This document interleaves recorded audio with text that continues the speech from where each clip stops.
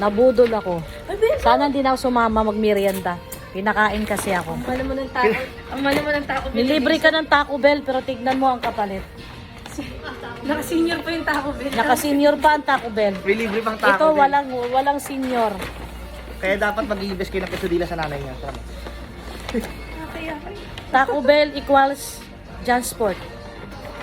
Kaya kayo mga nanay, huwag kayong magpabuno sa anak nyo. Pagka minamerienda kayo, siguraduhin nyo, tanong, walang kapalit. Thank you po. Thank you, Ars. Ayan. Ayan. Thank you, kuya. Ang Taco Bell naging Search mo. 4 na Jansport. Diyan ka na, maiwan ka na. Maiwan ka na, wala na pang gas.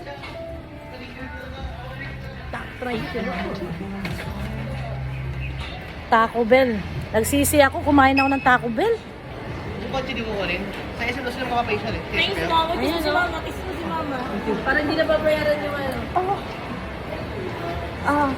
Gusto mo ba ng quesadilla? Tara na. Hindi na. Isang buo, isang bilog. Hindi na. Sa susunod din, hindi na. Kunin mo na yung kotse. Patay ka namin sa SM. Galakad doon sila mag-exercise. Exercise. Tara na, uwi na tayo. Wala na. Di na pinila sa patos. Ay, sa SM na. O, sa SM. Padala mo na kay daddy mo yan. Uy, pinagdulo ka. Akin na, sasama ko si daddy. Kawawa. Ayun niya. Pagkakita kayo dalawa. Ay, maglalakad na tayo sa SM? Oo. O, tara na. Tara na. Susunod kaya? Alam mo. Patigilan mo nga yan. Nabudol ako. Yung busog ko kanina nandito. Nung pinakain ako ng Taco Bell. Nung nabudol ako ng bag, 4 na Jansport. Uy, ba? May kaon ka ba? Eh ano ngayon? Hindi, mababa. Halika. Taga-taga, nahulog yung buwan ko.